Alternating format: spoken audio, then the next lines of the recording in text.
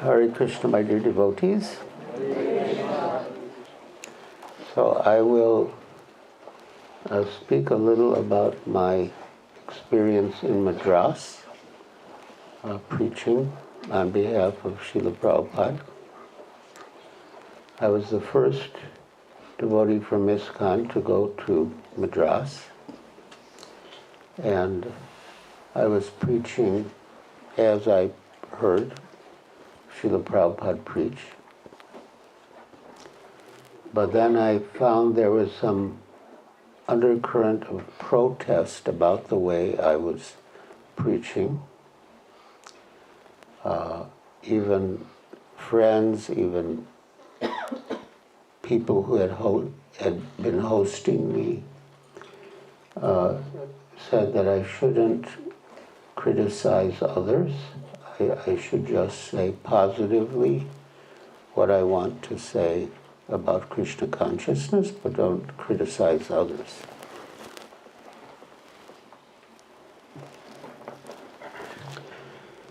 So so many people were saying the same thing. I thought maybe I'm doing something wrong. Maybe I should adjust my approach. So one day I had an appointment with an industrialist who had a large compound, and in the compound he had his factory and office and also his home. And Srila Prabhupada had said that if we just pile his books on the person's desk and ask them to become a life member, then they'll become life members. So I would carry like a preaching kit with pictures of our centers and activities. So I showed him the pictures and the books and asked him to become a life member. And he said, what about Shankaracharya? He's one of the great acharyas of India. You haven't said anything about him. What about him? So I replied, yes, he is one of the great acharyas of India. Well, what about him?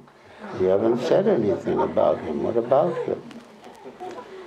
And eventually it all came out that he was an incarnation of Lord Shiva who had come to bewilder the atheists by preaching a veiled form of Buddhism. At that time we didn't have Chaitanya Charitamrita, but I had teachings of Lord Chaitanya. And I read the section that describes Shankaracharya and what his mission was. So I figured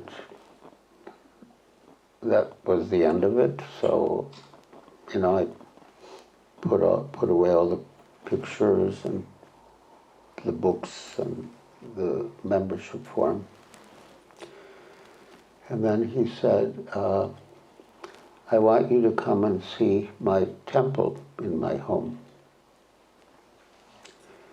And I thought, he's going to have a Shiva Linga, and if I don't offer obeisances, he's going to get offended. So I looked at him like, do I really have to? And he looked at me, yes, you really do. So I went with him into his home, and his deity room was quite large, as home temples go,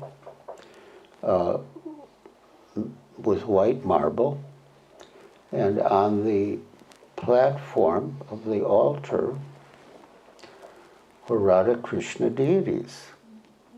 And I was so happy to see them because in Madras, even the Vishnu temples were just Vishnu.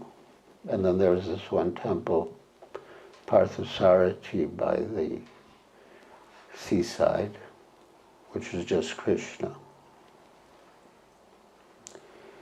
So I looked at him, what's going on?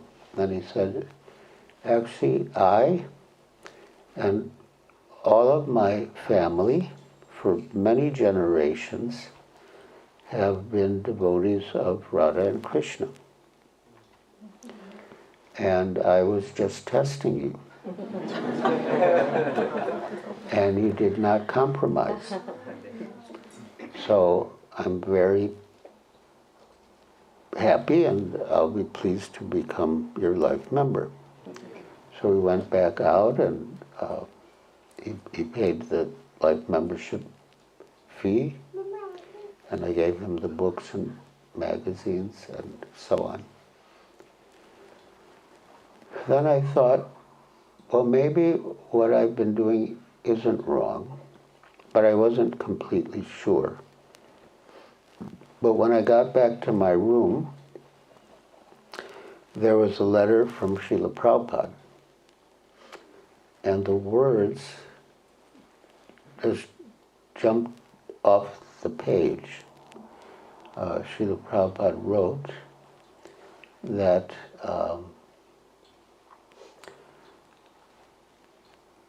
my Guru Maharaj never compromised in his preaching, and I shall never compromise in my preaching. And similarly, none of my disciples should compromise in their preaching. We must declare it boldly to the world that Krishna is the supreme Godhead and all others are his part and parcel servants. And people should not foolishly dream of world peace unless they are prepared to surrender to Krishna as the Supreme Personality of Godhead. So I felt that my approach was confirmed by Srila Prabhupada. There was another man in Madras named Mr. Ramakrishna. And many people told me he's a very religious person, you should meet him. So I met him, and he started saying that Shiva is supreme, and I was saying Krishna is supreme. And we got into quite a heated argument. He was a volatile person, and his face got red, and so it ended on a pretty unpleasant note. But as I continued seeing people, many people told me, oh, you must meet Mr. Ramakrishna, he's very religious. And I think from his side, people were telling him, oh, you should meet the Hare Krishna devotees because they're doing very good work. Because when I phoned him back to make an appointment, he readily agreed. So I met him again, and we started to get into the same argument. He was saying Shiva is supreme, I was saying Krishna is supreme. But neither of us wanted it to end the same way as it did the last time. So I said, actually, I'm just a student, but my spiritual master is coming to Madras soon. So why don't you meet him and discuss with him? And that was a good way out for both of us, because we didn't want to end on that unpleasant note. and he was going to meet a pure devotee of Krishna, so what could be better? So when Srila Prabhupada came, I introduced Mr. Ramakrishna to him, and Mr. Ramakrishna said that, I've been having some discussion with your student, Giriraj, and I say that Shiva is supreme, and he says that Krishna is supreme. And Srila Prabhupada very intelligently did not get into that polemic, who was supreme, but he took a different approach and said that there are two words in Sanskrit. One is puja and one is bhakti. And generally in puja, one worships the deity to get some benefit, whereas in bhakti one serves the personality just to please the person. So he said generally people worship Shiva in the mood of puja to get something from him, whereas people worship Krishna in the mood of bhakti just to please him. So Mr. Ramakrishna said, well, couldn't one worship Shiva in the mood of bhakti? And Srila Prabhupada replied, yes, it's possible, but that would be exceptional. Just like one might go to a liquor shop for some other reason than to buy liquor, but generally, if one goes to a liquor shop, it's understood that he's going to buy liquor. So somehow Mr. Ramakrishna was very satisfied with Srila Prabhupada's answer. And he appreciated that Srila Prabhupada didn't get involved in the controversy who was supreme, but rather explained the different modes of worship. Then towards the end of our stay,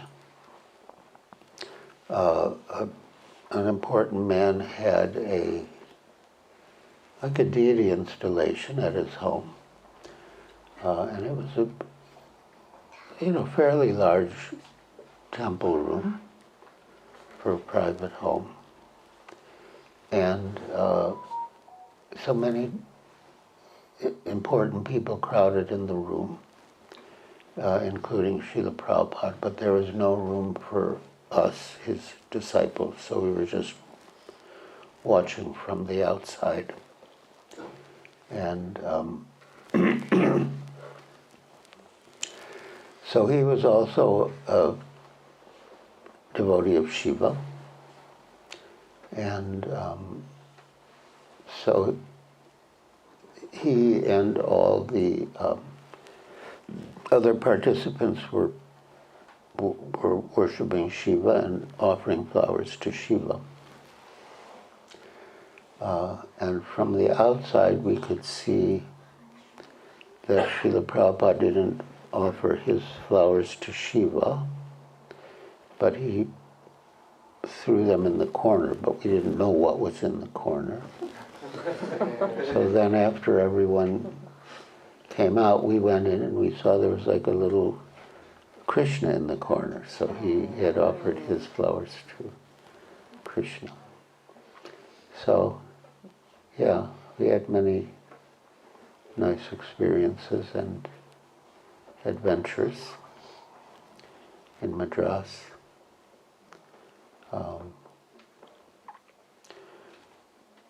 We met one man named Rajaji, who was a prominent, I guess you could say, political leader.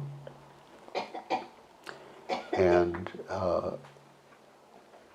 he had held various high positions.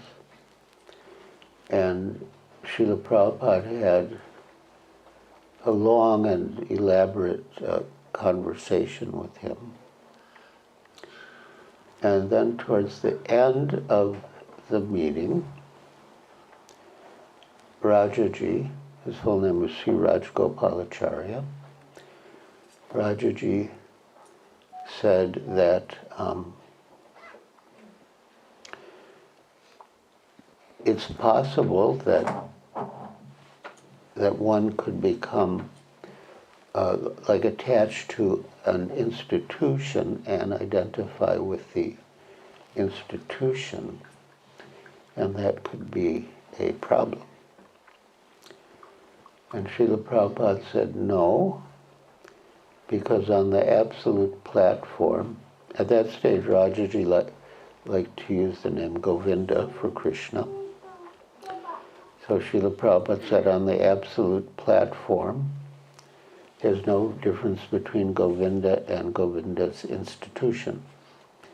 So identifying with Govinda's institution is as good as identifying with Govinda. So there's no problem. Also in Madras, Srila Prabhupada met Dr. Radhakrishnan, who had, I think he'd been the Vice President of India, and he had written an impersonal interpretation of the Bhagavad Gita. And in his comments he wrote that, it is not to Krishna the person to whom we should surrender, but to the unborn, unknown, eternal, who's speaking through Krishna. And on many occasions, Srila Prabhupada very strongly criticized his commentary on the Bhagavad Gita. So I arranged a meeting, and by that time, Dr. Radhakrishnan was pretty incapacitated, and Srila Prabhupada told him about his work, how he's presenting Bhagavad Gita as it is all over the world, and how people were accepting it as it is. And but Dr. Radhakrishnan was paralyzed and he couldn't speak much. And afterwards, Srila Prabhupada commented that he had misused his power of speech, and so Krishna took it away from him.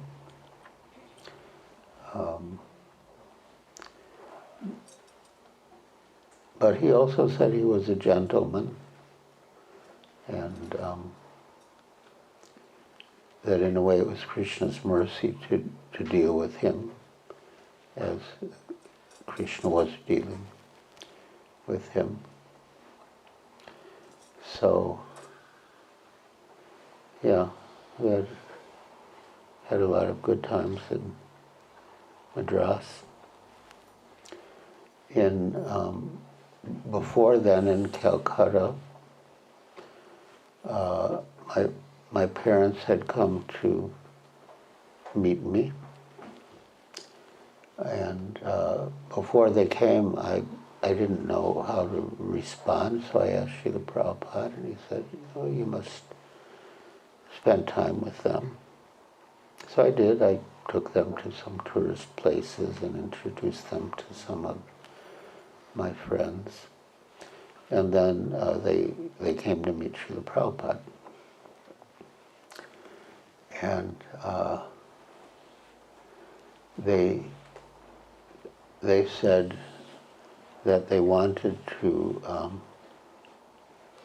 establish a trust for me and put $1 million in it.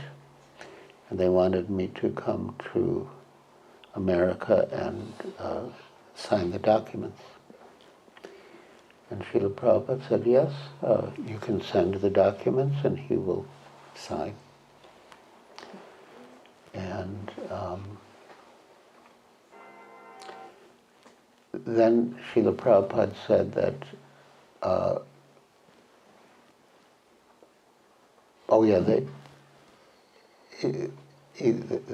Prabhupada said, if your son wants to go, I have no objection.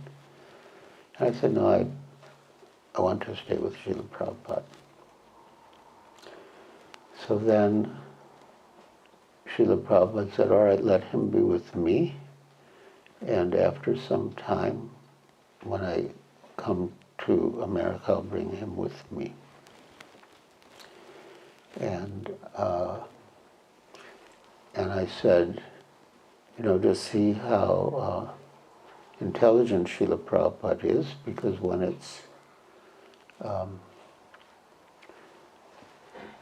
too cold in the West, but it's pleasant in India, he stays in India. And then when it gets too hot in India and it's pleasant in the West, he goes to the West. And by then my father was getting very enlivened by Srila Prabhupada.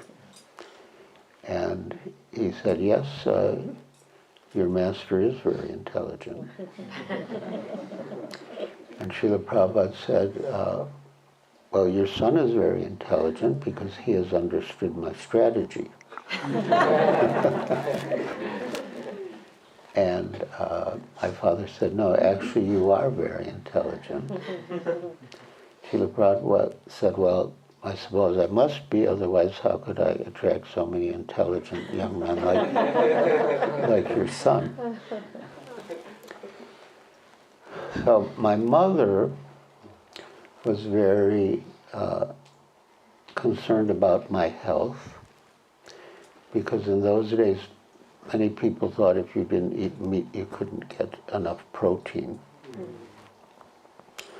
And Srila Prabhupada always kept sweets on his table, and being in Calcutta he had sandesh. So he gave some sandesh to my father and mother, and he said that, these are made of cheese and they're very high in protein. And then he said to me, Giriraj, you must eat 24 rasgulla and sandesh every day.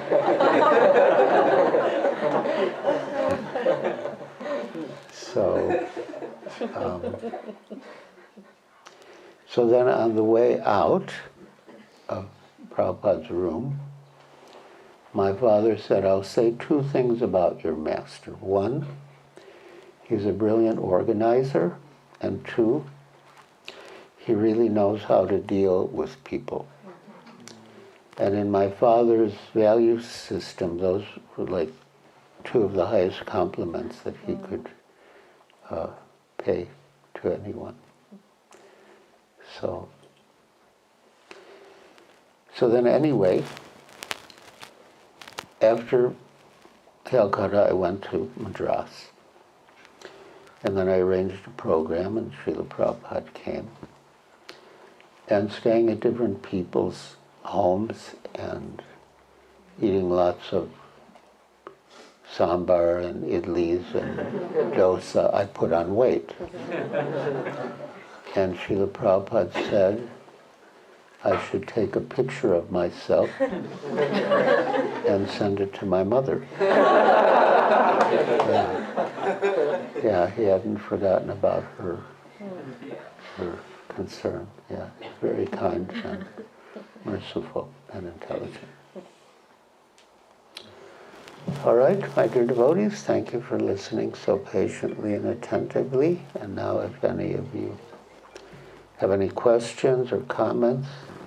Yes. Oh, thanks so much. In Sri Chaitanya Charitamrita, there's mention of Raghunath Das Goswami, and there are two things mentioned about him. One is that he was completely detached from material opulence. His father was extremely rich, but he was not interested. And second is he was extremely attached to Lord Chaitanya.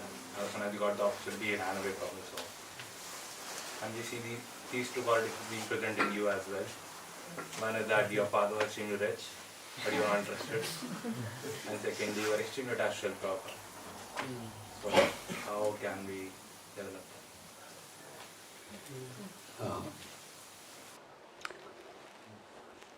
Well, in general, in spiritual life,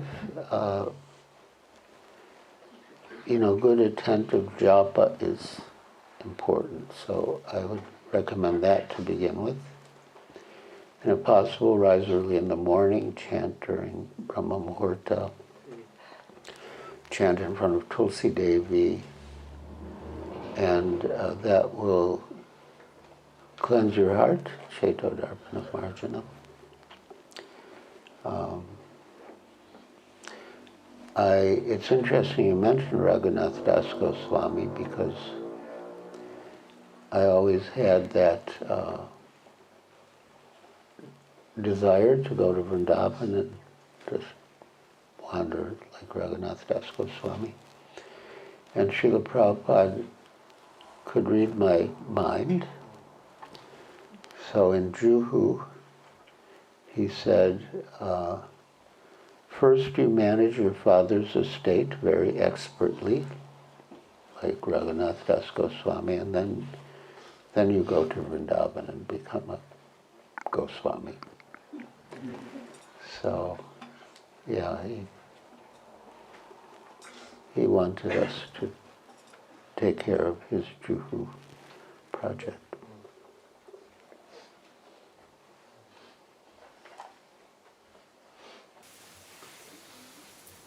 Hare Krishna, Guru Maharaj. Please accept my humble obeisances. I was listening to a lecture yesterday and related to the japa. There was a question from the audience about how you dealt with difficulties, and you said that you wouldn't do anything. You would go and start chanting, and then the problem would get resolved by itself. The solution would come. So I just wanted you to expand on that about chanting of japa.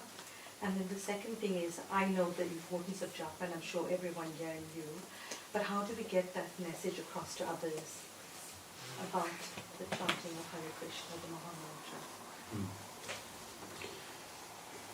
Mantra? Well, yeah, we faced many challenges in Juhu, and I got a lot of strength and clarity from japa, which I would always do at least 12 rounds in the early morning. And if some problem came up during the day, I would also chant japa, again to get strength and clarity how to deal with it. And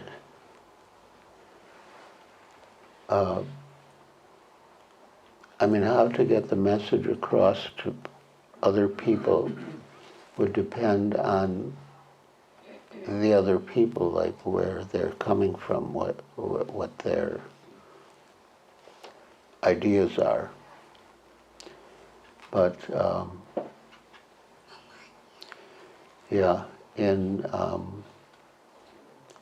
there's a verse, Smartavya Satatam Vishnu, Vishmartavya Nadatu Chit, that one should always remember Vishnu and never forget him. And all of the positive injunctions in the Shastra are servants of the one positive injunction to always remember Krishna. And all the negative prohibitions in the Shastra are all servants of the one negative prohibition to never forget Krishna. And in the purport, Srila Prabhupada mentions that, there are many activities in the Krishna consciousness movement, and such as distributing books and enrolling life members, but they're all meant to help us remember Krishna.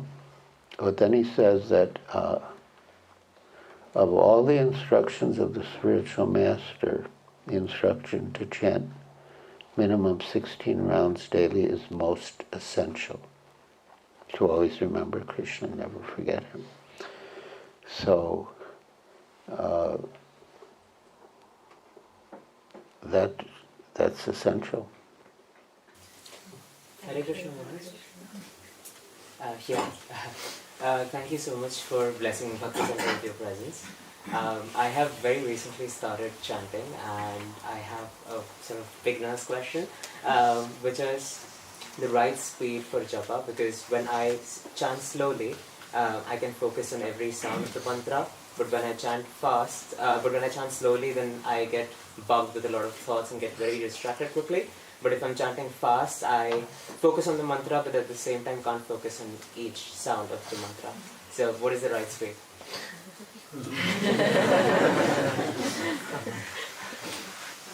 So when you chant slowly, you're able to hear each word. Yeah. So that's good. But then the problem is... I get distracted by thoughts. I'm very chattery.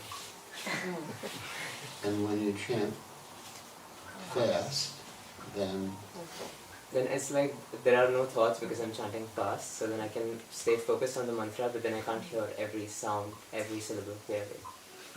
It's a bit of a conundrum.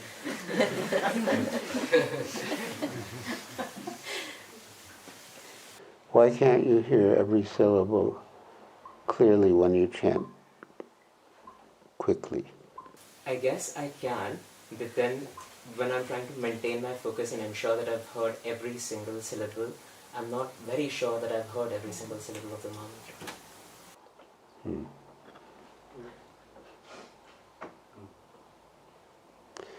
Well, given the two choices, it's probably better to chant fast and then just really try to hear every syllable. That's helpful. Thank you. Yes? Hare Krishna Maharaj. You were mentioning yesterday in the class that how one of your godbrothers wasn't sure of your managerial skills, and you were sending other devotees to assist you as vice president. And but then you saw that they didn't last, and then your godbrother realized this is why Srila Prabhupada asked you to take on that service. And I was just thinking, sometimes in a situation like that, if I saw that there was someone perhaps who was more skilled to do a service, I would be tempted to step away from it and let them do the service. And I was wondering if you could provide give some advice as to how we should discriminate, whether we should either give up a service so that someone else can take it who's more qualified, versus whether it's just us who are feeling a little bit like burnt out or burdened or stressed and thinking, okay, I don't want to do this service, let someone else deal with the problem. Well, it would depend on who gave you the service, if they want you to continue or not. I mean, in principle, it's nice to step out of the way if someone can do the service better. But you also have to do service. Maybe not that service, but then some other service. But it's sort of nice to make room for someone else to do the service if the other devotee can do it better than you. Yes? I'd like to ask, I went to Vrindavan and started distributing books. I could do very quickly. All my books were sold out. But when I come here, I can't sell any of them. I can't give it to anybody.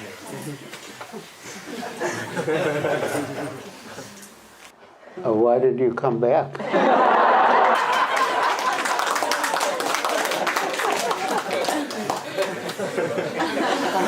Because I live here, Prabhuji. I live here in London, not in India, you know.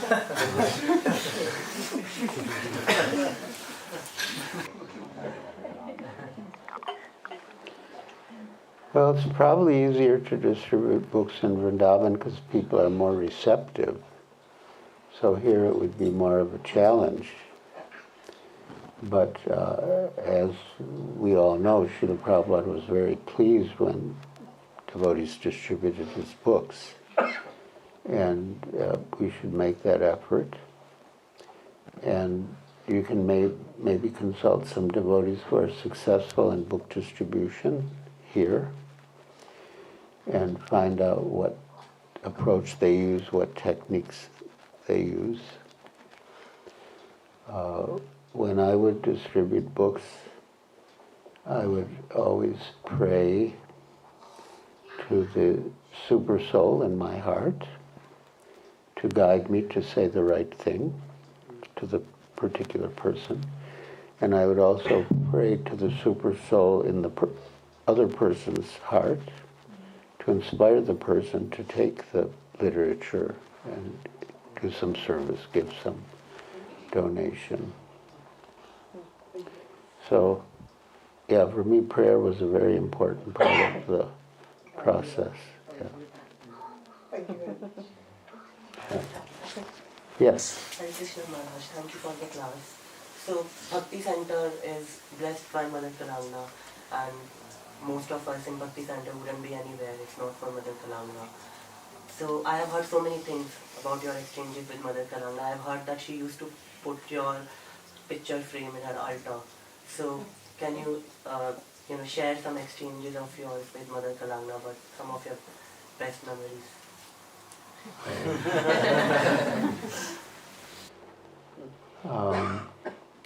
I think I saw Sadhanandini.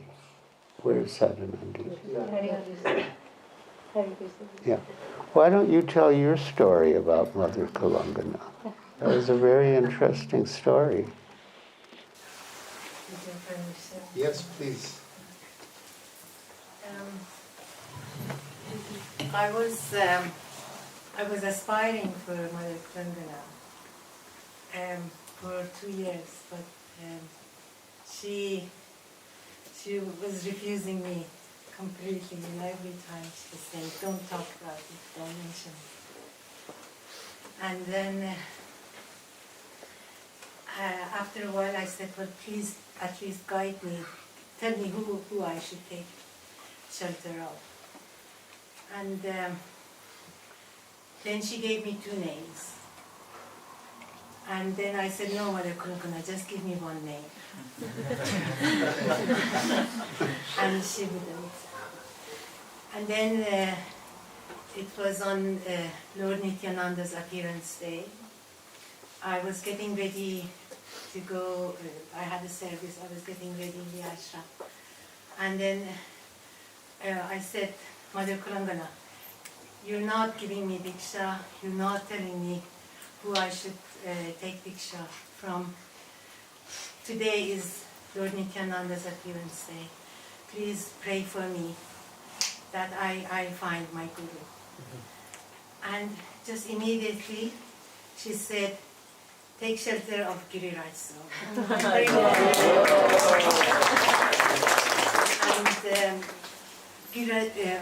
Guru Maharaj was not one of those 2 names she gave me before.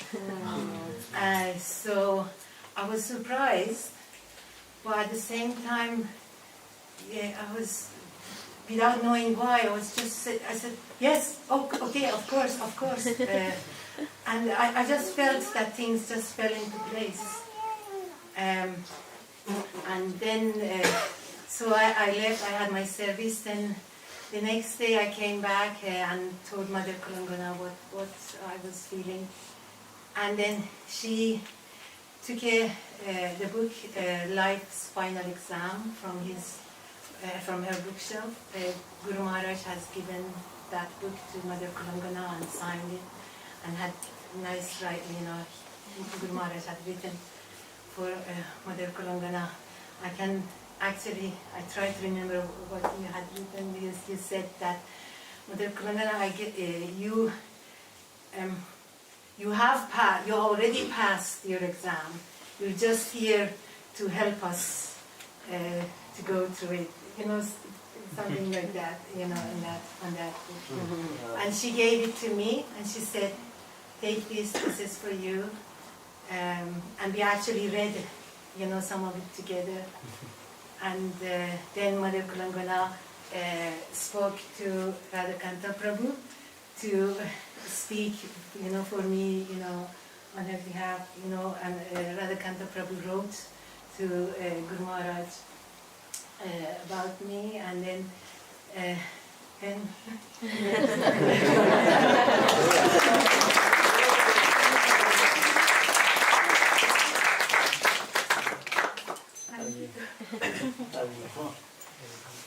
Hare Krishna, Maharaj, thank you so much for your very nice memories.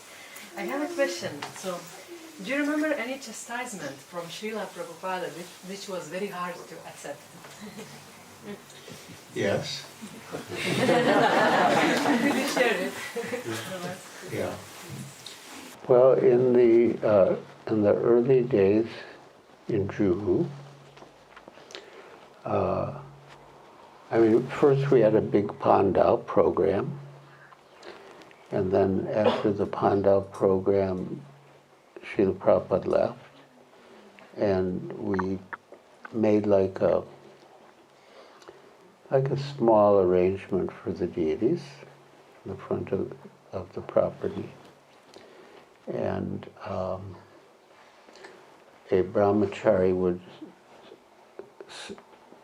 spend the night there to protect the deities.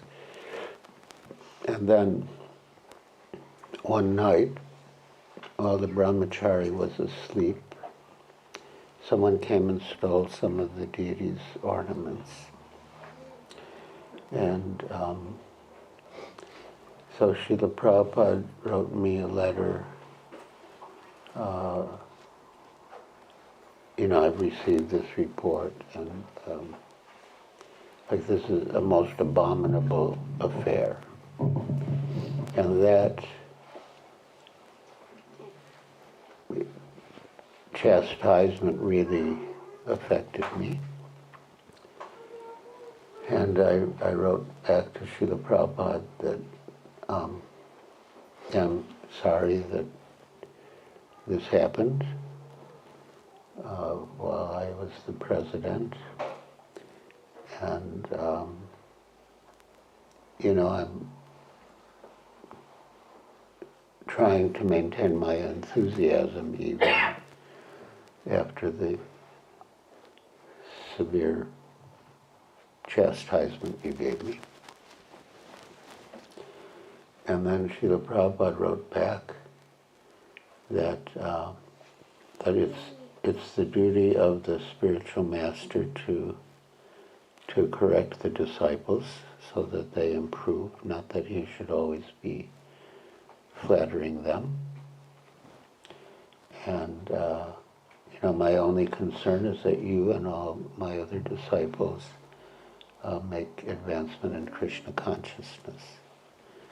And so that letter, pacified me about his heavy chastisement. This is the most abominable affair. Yeah. Yeah.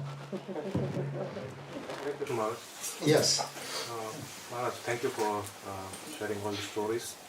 I am from Vilepale East, so I have very attachment to the Jew temple because we used to visit during my childhood regularly. Oh. Not just for darshan, but also for batata vada and samosas. So very fond memories, Maharaj. And the project underwent many legal challenges and a lot of difficulties. So you've already shared quite a few stories, but if you'd like to share any additional story which had all these challenges, legal challenges. Oh, that I've written a whole book about it. But there was a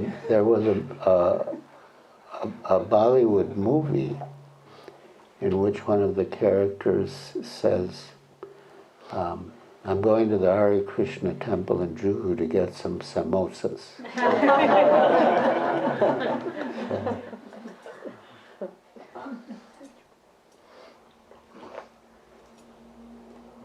We have the book here, we can take it. Hare Krishna, Guru Maharaj. I was listening yesterday online and it was really, it's so amazing. I cannot tell you what a blessing it is to be here in your presence, and also to listen to the stories you have and the memories you've had with Srila Prabhupada. It's just really a blessing.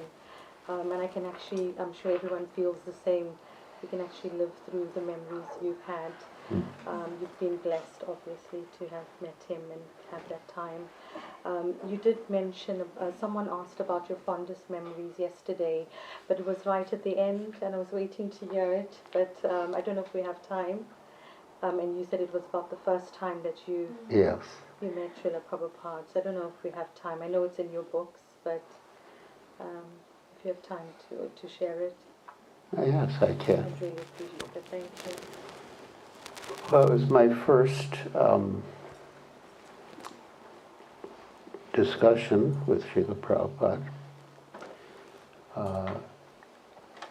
He had come to my university, Brandeis University, near Boston, and I had some friends over, and I had an apartment near the campus, and I had some friends over for dinner. I was already vegetarian, and then we were going to see a movie at Harvard Square. In those days they had art houses in which they showed art films. So, but I'd seen a poster on campus, lecture Bhagavad Gita as it is, Swami Bhaktivedanta. And, something in my heart was telling me I must go to this lecture.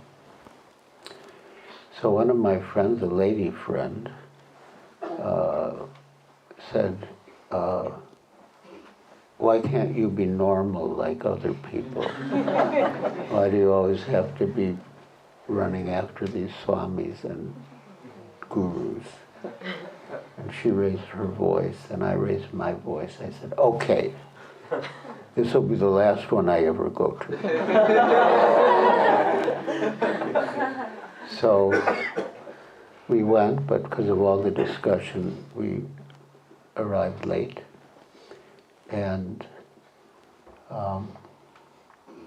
so there was kirtan, and the students were getting up from their seats and climbing on the stage and joining in the chanting and dancing. And I also felt like doing that, but I knew it would be too much for my friends, so I just stood up in place. And then afterwards, Satsvarupa announced if anyone is driving to Boston or Cambridge, they should meet the devotees in the lobby, because the devotees need a lift. So I met the devotees in the lobby, and I had a red Rambler station wagon that my father had given me as a high school graduation present. So they all piled in, and then I got the address to the temple, and then the next night I went to the temple. And Srila Prabhupada was giving a talk, and because of his thick Bengali accent at the time, and also I was not familiar with the philosophy, so I didn't follow that much of it. But at one stage he said, out of many thousands of men, one will seek perfection. And I thought, that's me. He's talking about me. So then at the end, he asked for questions. And I asked, there's so many swamis and gurus, and each recommends a different method of self-realization, and each says his is the best, so how do I know which is actually the best? And Srila Prabhupada's reply was brilliant. He said, what is your goal? Because I was asking, like, what is the best means? But then the fundamental question is, what is the end? And then you see what is the best means to reach the specific end.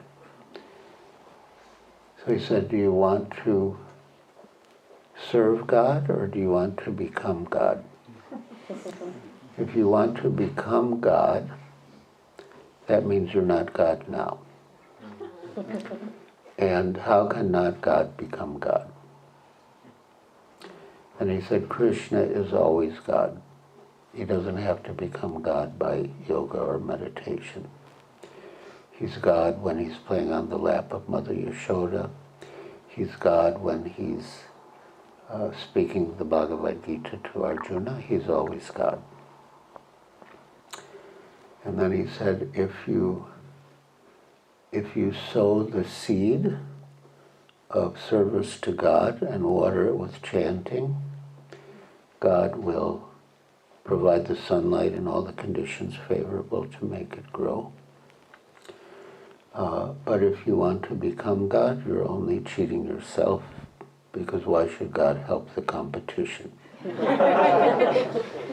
He said you can become godly, but you cannot become God. So at that stage, I got the distinct impression that Srila Prabhupada was seeing, through the walls of the temple, over the roads into my apartment, into my bathroom, where I had engraved in my own hand, in ornate, colorful writing, "You are God." In case I forgot. And so I just imagined that Srila Prabhupada was seeing that. So then back in the temple room, he said, so what do you think? You want to serve God or you want to become God? So I said, I want to serve God, but I also know I couldn't cheat Srila Prabhupada, but actually I wanted to become God. And Srila Prabhupada said yes. So then I realized I had met my perfect master, and I offered obeisances, and I kept down my head for quite a long time in that mood of surrender. But I was also a little afraid to look up, because I thought people would be glaring at me, oh, he wanted to become God. So I kept my head down, but then I heard sounds that indicated that food was being served. So I thought, oh, it's probably safe to come up now. So I did. Nobody was glaring at me. Everyone was smiling and happy. And there's this plate of prasad in front of me. And the first item I tried was a cauliflower pakora. And there's like such an explosion of taste in my mouth, like nothing I'd ever had. And like that, one after the other, each preparation was out of this world. And then, oh yeah, at the beginning they brought a plate of prasad for Srila Prabhupada. And Srila Prabhupada said, I'm not God, I cannot eat all of this. Distribute. So then I was convinced that everything about Krishna consciousness was perfect. The Guru was perfect. The philosophy was perfect. The process, the chanting was perfect. The food, the prasadam was wonderful. Everything was fantastic. So, yeah, that was, I guess you could say, my most memorable experience. And afterwards I sent an email to that girl who asked the question, with a similar description. Thank you very much for that. Beautiful. Yes? Hare Krishna, thank you for your lesson. Why I reading your book Madras, and I have a question. Why the preaching of Bhakti Swami is unique? No, because in you mentioned the intelligence of him devotee, big disciple, and why to question why the preaching is singular, is very original, and why these disciples are very intelligent.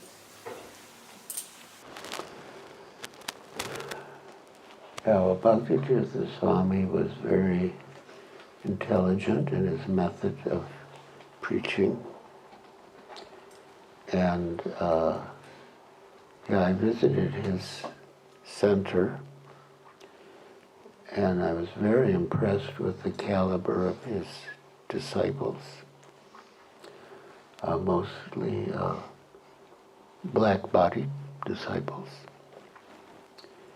And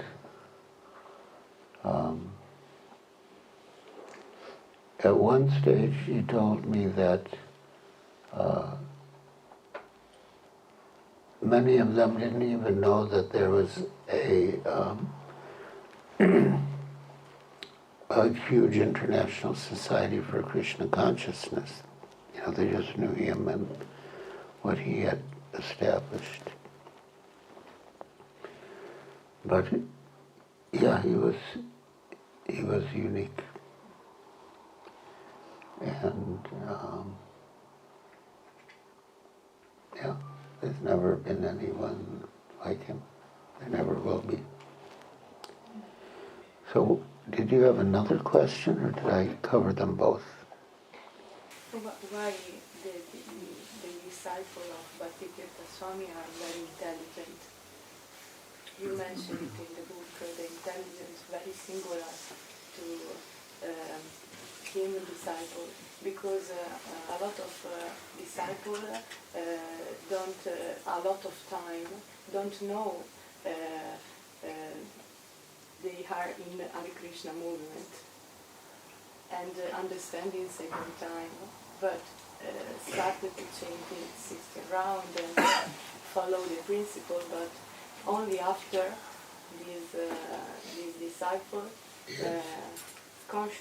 have a consciousness to. Yes, that's how he trained some of his disciples in the beginning, and it's like we should accept whatever is favorable and reject whatever is unfavorable. Anukulasya sankalpa pratikulasya varjanam.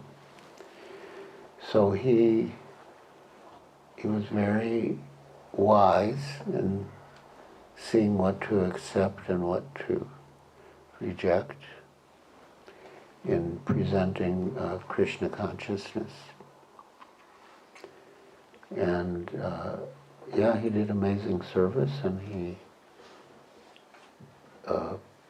produced amazing disciples. Thank you so much. Yes? Nice to see you. Regarding when he was in Bombay, in I don't remember which year, there was a famous movie, and the famous actor that he made a film, and there was a song like saying Dam Marudam, Hare Krishna, Hare Ram, and all that. I think once he mentioned he went to see the movie as well, not in the cinema, but from the entrance. And can you say what happened, the conflict between I know devotee wanted to protest at that time about the movie and what Prabhupada said about this conflict. Yeah, there is this movie, Hare Ram, Hare Krishna, starring Devanand. And yeah, the devotees were upset. But Srila Prabhupada said, you know, eventually they'll forget the Dhammaradam part and they'll just remember the Hare Krishna, Hare Ram. And it was like that when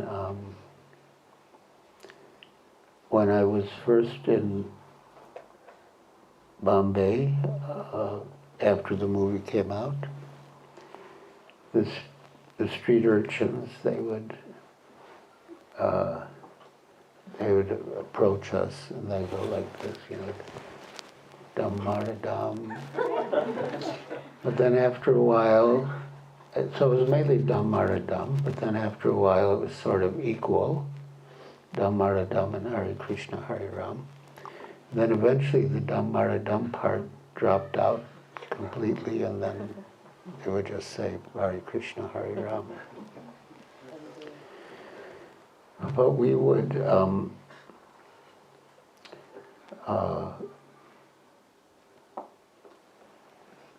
do Harinam Sankirtan and distribute literature in front of the theaters where it was showing in Calcutta. And then, so once after all the customers had gone in, I thought I'll also take a look. And yeah, it was very impressive. It began with a map of India, well, of the world, including India. And the narrator said, you know, for centuries, India's spiritual culture remained within its borders. But then one man, and then it switched to a big picture of Srila Prabhupada. One man took India's spiritual culture outside of India and gave it to the world. And then it showed a picture of some footage of the London Rath Yatra, which was also very impressive on the big screen. But then it switched to like hippie boys and girls, you know, smoking ganja and chanting Hare Krishna, Hare Ram. And the idea was that, you know, well, it's clear what the idea was. So, yeah, that was the background. It started out good, but then it went down.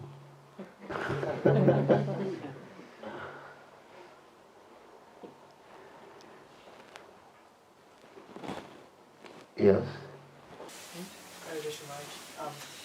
You spent some significant time with Srila Prabhupada, so I was just wondering, in your experience and observation, what pleased Srila Prabhupada the most and how we can serve him the best?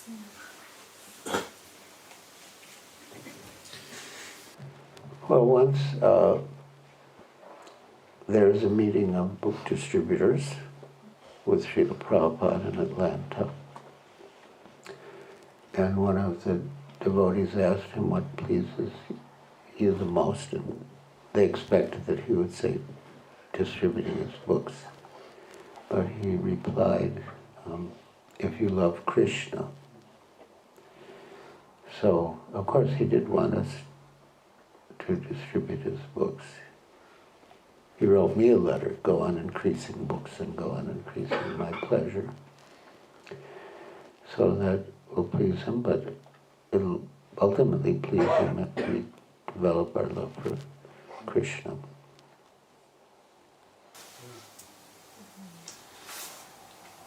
Yes? Hare Krishna Maharaj. You mentioned that you received many letters from Prabhupada over the course of the time with him, and you see now that all of Prabhupada's letters are readily accessible for everyone to read. And I just wanted to know what your personal opinion about that was, since these letters were very specific instructions for specific devotees, and now they're readily available for everyone and they can be interpreted in various ways. I just wanted to know what your personal opinion was. Yeah, I mean, at the time, His Holiness Radhanath Swami Maharaj expressed the opinion that all the letters should not be made public, because he thought that, you know, some instructions were specific to individuals, and he also felt that, you know, Srila Prabhupada might have said things to someone or about someone that could put them in a negative light. So he was against it. But as you know, it's happened. And but there are also some things that Srila Prabhupada said that are sort of controversial. And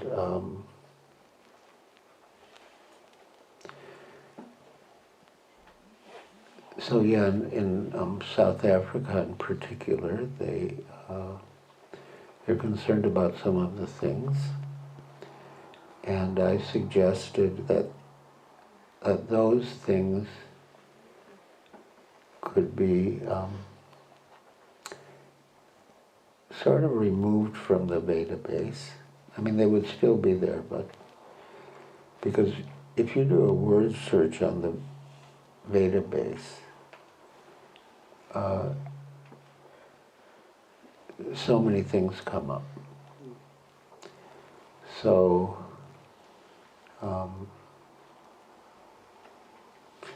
yeah, it's tricky.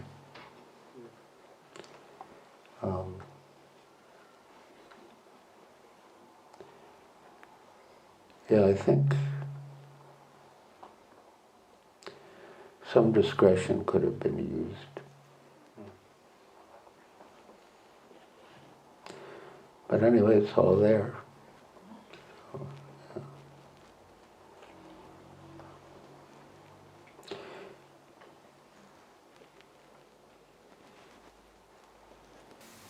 Yes. They say, Chaitanya Mahaprabhu says, please pray to the fallen souls. Sorry? Chaitanya Mahaprabhu says that you should pray to the fallen souls.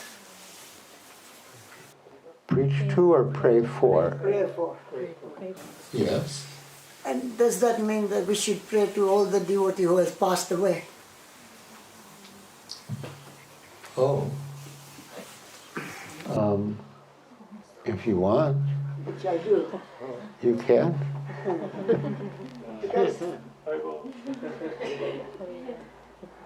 Because I've been doing this for a long time, and I've been praying to all the fallen souls, also my grandfather and all the ones, and plus also the devotees who has passed away. Okay. And I have found some experience through that as well. Good. Nice. Okay. First of all, thank you for being here at Bhakti Centre, and thanks for Radhakan Prabhu for organizing such a great meet. And I have one question. Like I'm from the place of Hyderabad, so where we have a Ramanujan statue, a big statue. So I want to know what is the difference between Bhakti Vedant and Advaita Vedant. You have quoted in your class, like from Madras, what is the difference between Shiva and Vishnu. So I just want to know what is the difference between these two as well. The difference between what two? Bhakti Vedant and Advaita Vedant.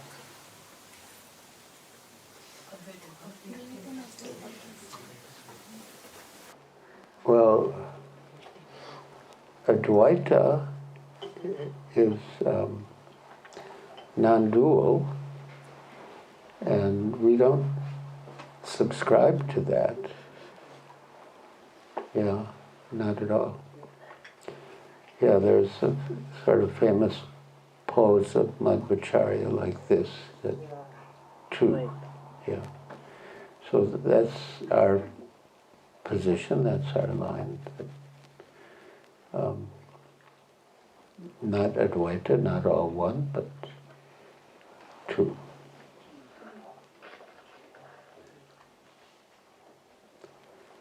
Yes, Ushir?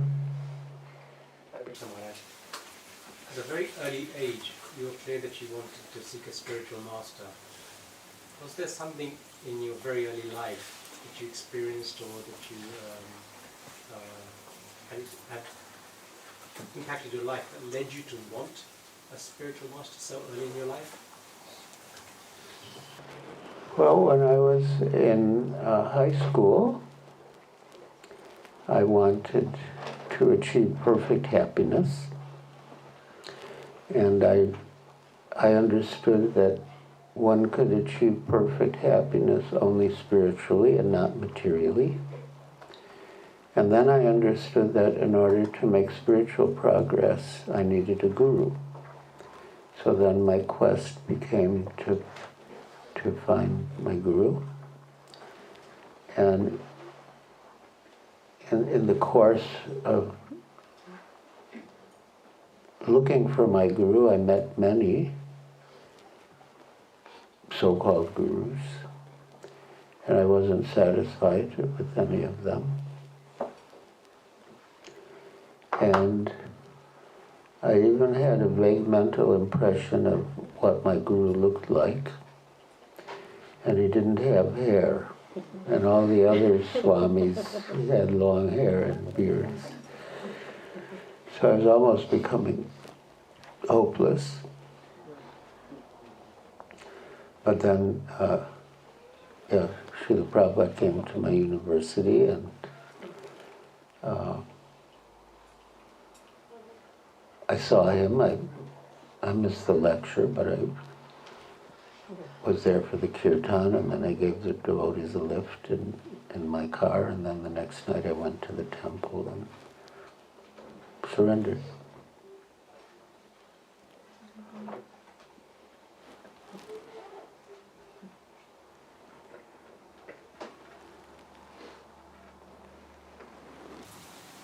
Yes? Hare Krishna. Hare Krishna. Thank you for the lesson. And how you can recognize that is the moment, how you see that is the moment that is arrived, the moment to take shelter of a spiritual master, a Diksha Guru, and how you can recognize him?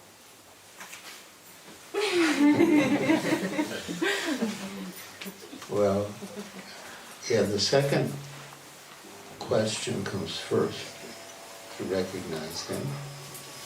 And then when you recognize him, then you surrender immediately.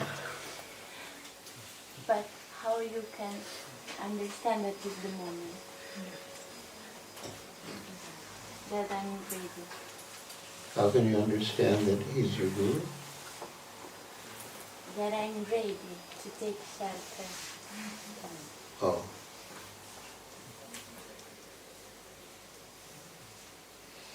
Why not?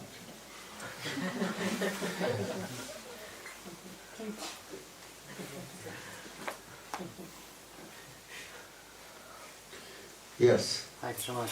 So we're all under the perception that if we make a lot of money, we'll be happy.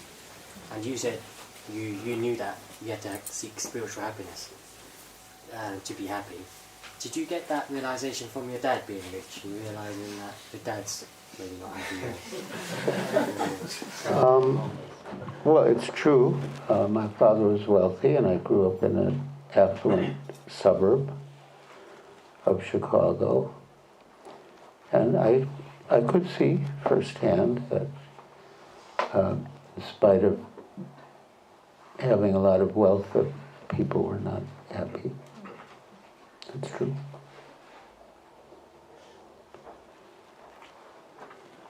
Yes? Hare Krishna, Guru Maharaj. Please accept my obeisances, Lord Srila Prabhupada, and your divine thanks. Thank you for a wonderful class, Maharaj. I have a question. Why do bad things happen to good people and good things happen to bad people?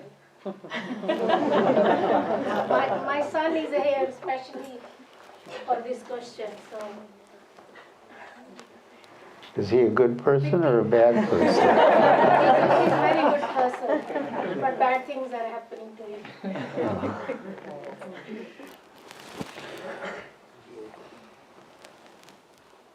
Well, it depends how you define bad, because sometimes a person will face reversals in life which are actually meant to help him surrender to Krishna. There's a verse in Srimad Bhagavatam, Yasyaham anugranami harishe tadinam shanai. Krishna says, the first installment of my special mercy is that I take away everything from the devotee, and then when the devotee suffers doubly because he lost his wealth, and then also his friends and family may reject him or shun him. But then in that condition he will surrender to Krishna, so that's Krishna's special favor. Srila Prabhupada had there was a boy in Delhi, I think his name was Ravi Gupta. So he was translating Srila Prabhupada's books in Hindi. And the boy's father had a problem that he was addicted to smoking cigarettes. So one day the father and son came to meet Srila Prabhupada in Delhi, and Srila Prabhupada asked the father if he had given up smoking. And the father said, no. Can't I get some special mercy?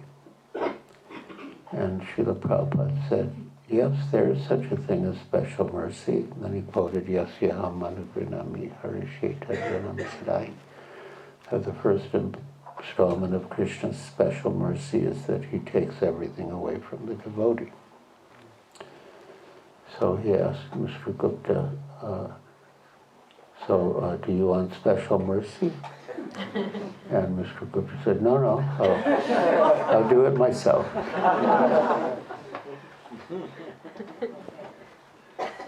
One more question. When we suffer from our own karmas.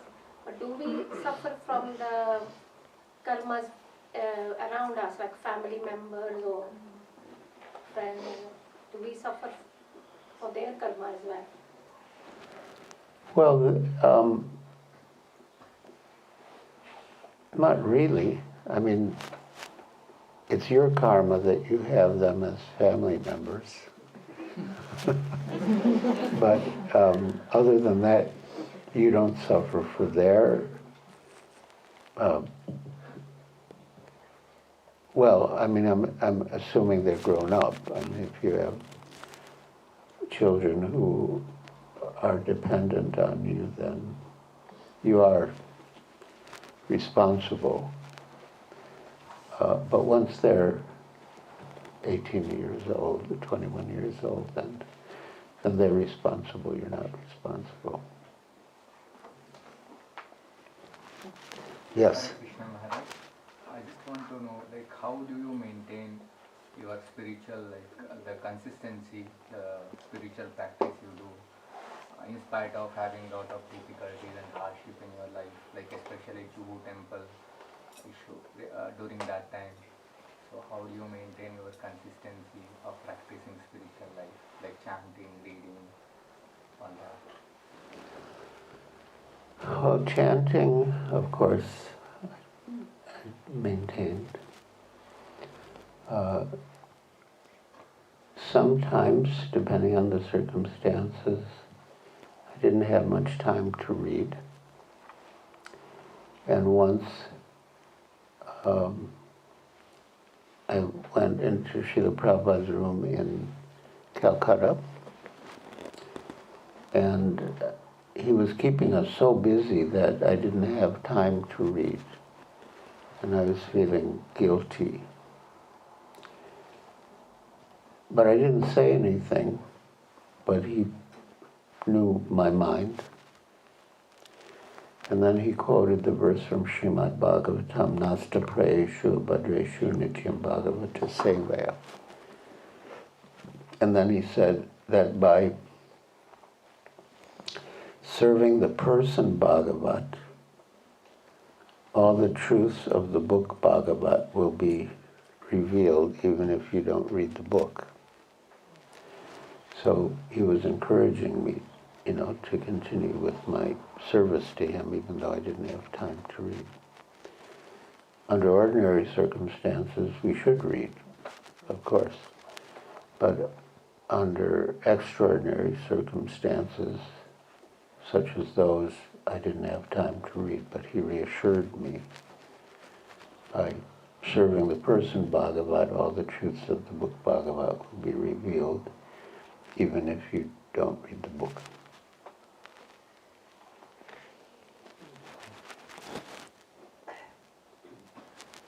About the mercy, I think in my experience, before you receive the mercy and before you understand the mercy, the first thing is open the heart to the mercy. Sometimes devotees don't feel I'm okay for the mercy, no? But it's very important. I don't know is right or wrong. This I explain you, but in my experience, it is important. You recognize you having your heart to open, and when you open your heart, start the process. Yeah, that's nice. Yeah, we should open our heart to the mercy. That's good. Yeah. You mentioned earlier chanting attentively. Can you give some tips how to chant more attentively without absorbed? Well, ideally one would chant early in the morning during Brahma Muhurta, chant in front of Tulsi, chant with other sincere chanters. And when your mind wanders, then you have to bring it back. As Krishna says in the Bhagavad Gita, whenever and from wherever your mind wanders, you have to bring it back under the control of the self. And so we have to do that. And, there are 3 stages in chanting. Namaparad, which is offensive chanting. Namabhas, which is the clearing stage. And then Shuddhanam, which is the pure stage. And so the consistent effort to bring the mind back when it wanders constitutes the clearing stage. And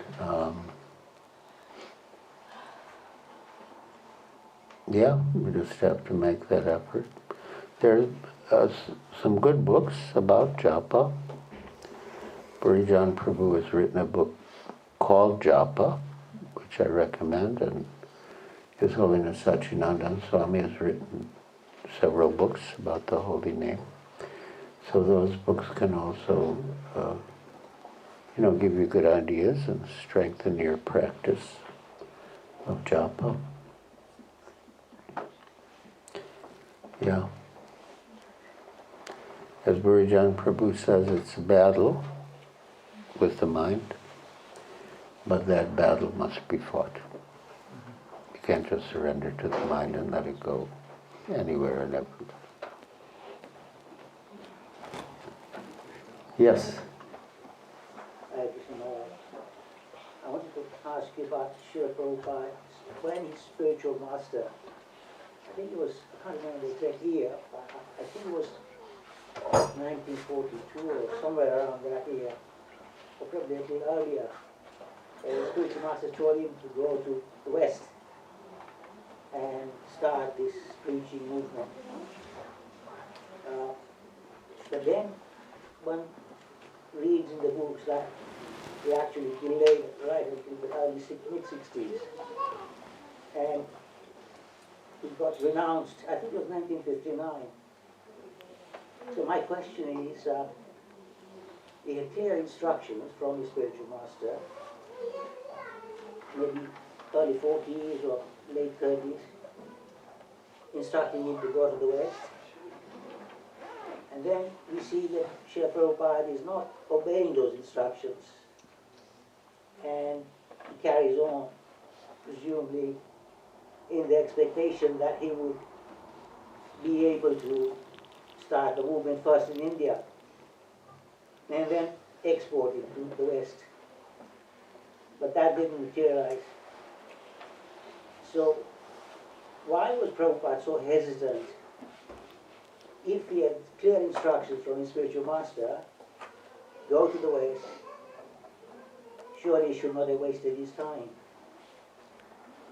And his renounced order came, don't you think, much too late?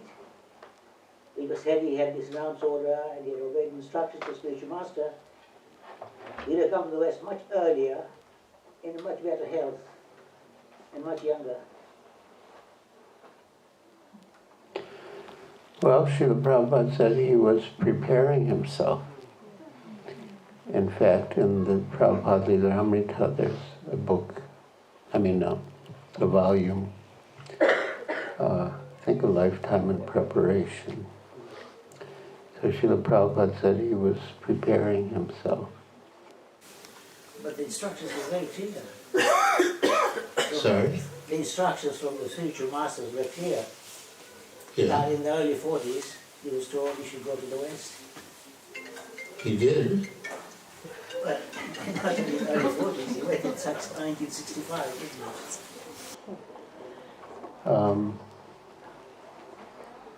What the spiritual master says is obviously absolutely correct. What the spiritual master says is always correct. And you obey, you're doing the right thing. So when he was preparing himself,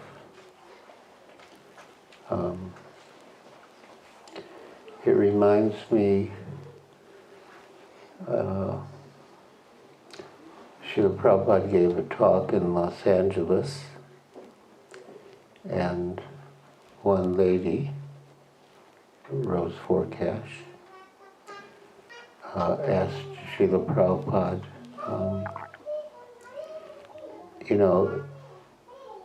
if this Krishna consciousness is so good, why did you wait so long before you brought it here?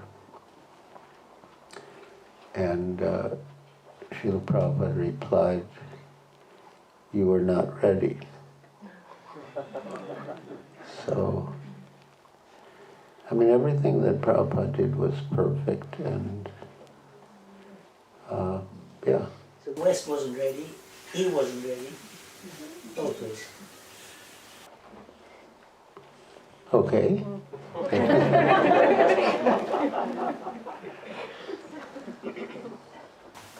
Thank you. Yes. Krishna Maharaj, thank you. Srila Prabhupada really wanted to establish the Varnashram system, So, in this modern age, how can one on this path of bhakti contribute to Srila Prabhupada's desire to establish the Varnashram system? Well, the practical application is mainly the farm communities. Srila Prabhupada wanted us to have, as far as possible, self-sufficient farm communities. And as a movement, we have made some progress in that direction. We could do a lot more. He wanted us to be self-sufficient. And so, in this modern age, how could, as an individual, contribute? Because it's a bit hard to do farming. Sorry? In this kind of modern day, how is it possible to do that? Because farming's a bit hard. You have to leave the city, have a lot of land. Well, it's not for everyone. You just do your part. It doesn't mean that you have to farm.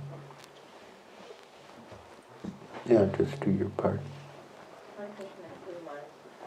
My question is, why do we not celebrate Tulsi Viva? Sorry? Why don't we celebrate Tulsi Viva? Of the marriage of Tulsi? Tulsi Shaligram?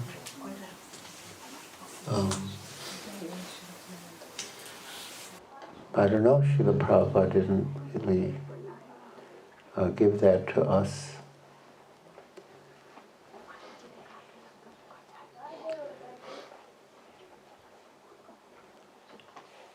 Sometimes he was asked about like Tulsi and Shaligram, and he didn't really get into it. For some reason he didn't appreciate that line of thought. So that's why we don't celebrate it. Is that the reason why we don't celebrate it? Well, that's why I don't celebrate it.